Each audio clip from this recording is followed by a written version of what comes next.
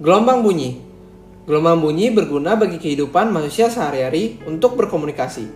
Kamu berbicara dengan orang lain, mendengarkan suara televisi, radio, dan tape recorder adalah contoh gelombang bunyi.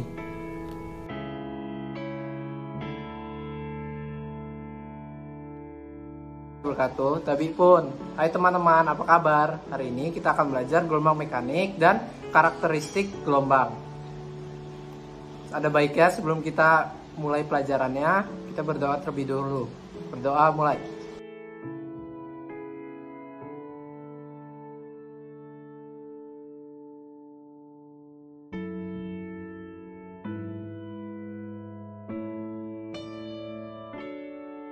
Welcome, mari kita mulai. Sebelum memasuki pembelajaran lebih dalam, kalian sudah tahu belum sih sebelumnya gelombang itu apa? Gelombang adalah getaran yang merambat. Gejala gelombang bisa kalian amati loh dengan mudah. Contohnya gelombang air laut akibat hembusan angin. Selama merambat, gelombang akan memindahkan energi tertentu dari satu tempat ke tempat yang lainnya loh. Namun demikian, medium pemberambatan gelombang tidak ikut pindah. Nah, sekarang kita memasuki karakteristik gelombang. Berdasarkan medium rambatannya, karakteristik gelombang terbagi menjadi dua, yaitu gelombang mekanik dan juga gelombang elektromagnetik. Kita akan membahas gelombang mekanik terlebih dahulu ya. Gelombang mekanik adalah gelombang yang membutuhkan medium untuk merambat. Artinya, jika tidak ada medium, gelombang tidak akan pernah terjadi. Hal ini bisa kalian lihat pada kasus percakapan astronot di luar angkasa. Gelombang yang termasuk gelombang mekanik ini adalah gelombang bunyi, gelombang tali, dan gelombang air laut. Gelombang elektromagnetik. Gelombang elektromagnetik adalah gelombang yang tidak membutuhkan medium untuk merambat. Artinya, gelombang ini bisa merambat dalam ruang hampa sekalipun. Contoh gelombang elektromagnetik adalah cahaya, gelombang radio, sinar X, sinar gamma, inframerah, dan juga sinar ultraviolet.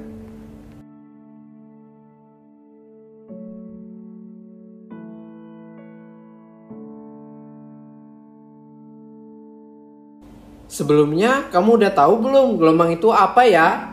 Yap, gelombang adalah getaran yang merambat. Kalau kamu jalan-jalan ke pantai, di sana ada gelombang air laut tuh. Itu adalah air laut yang disebabkan oleh hembusan angin sehingga mengakibatkan gelombang. Kalau tidak ada angin, kira-kira bisa terjadi gelombang air laut gak ya? Nah, kali ini aku mau bahas tentang gelombang mekanik guys. Gelombang air laut adalah salah satu contoh dari gelombang mekanik. Penasaran? Yuk cari tahu di slide selanjutnya. Macam-macam gelombang mekanik. Gelombang mekanik juga ada macam-macamnya loh guys. Ada dua macam gelombang mekanik berdasarkan arah rambatannya, yaitu gelombang longitudinal dan transversal. Keduanya akan aku jabarkan di bawah ini. Yang pertama, gelombang transversal. Gelombang ini memiliki arah getaran yang tegak lurus dengan arah rambatannya. Kalau gelombang longitudinal sejajar, kalau transversal itu tegak lurus. Ingat-ingat ya guys. Contoh dari gelombang transversal itu ketika kamu bermain tali, kemudian tali tersebut kamu kebaskan. Nah, kalau gelombang longitudinal itu apa sih bedanya? Kalau kamu ditanya gelombang apa yang arah getarannya sejajar dengan arah rambatannya, maka kamu harus jawab gelombang longitudinal. Contoh dari gelombang ini apa sih? Ketika kamu bermain pegas, kemudian melepaskannya tiba-tiba setelah direnggangkan. Nah, seperti itu gambaran dari gelombang longitudinal. Berikut ini ilustrasi dari gelombang longitudinal. Nah, sekarang kita masuk ke contohnya nih. Ada gelombang tali dan air. Kamu bisa lihat ilustrasi di bawah ini mengenai gelombang tali dan air.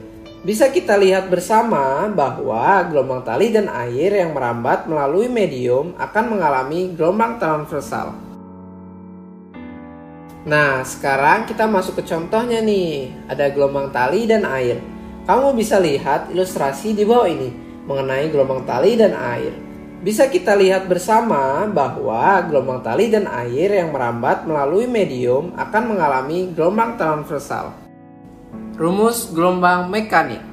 Setelah kamu tahu konsepnya, sekarang mari kita mengenal persamaan-persamaan dari gelombang mekanik.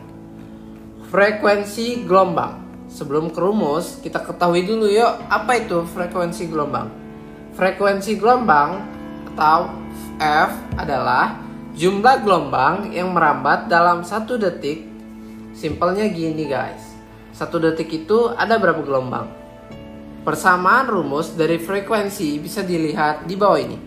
F sama dengan N per T atau F sama dengan 1 per T. Keterangannya adalah F sama dengan frekuensi gelombang dalam Hertz.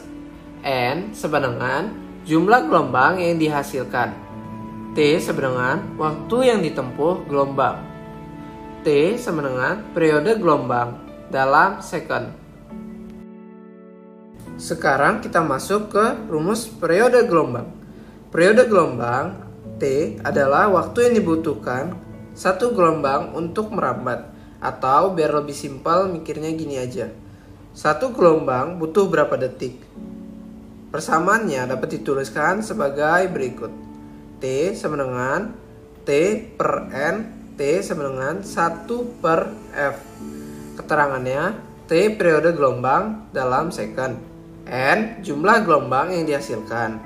T sama dengan waktu yang ditempuh gelombang dalam second. F sama dengan frekuensi gelombang dalam Hertz.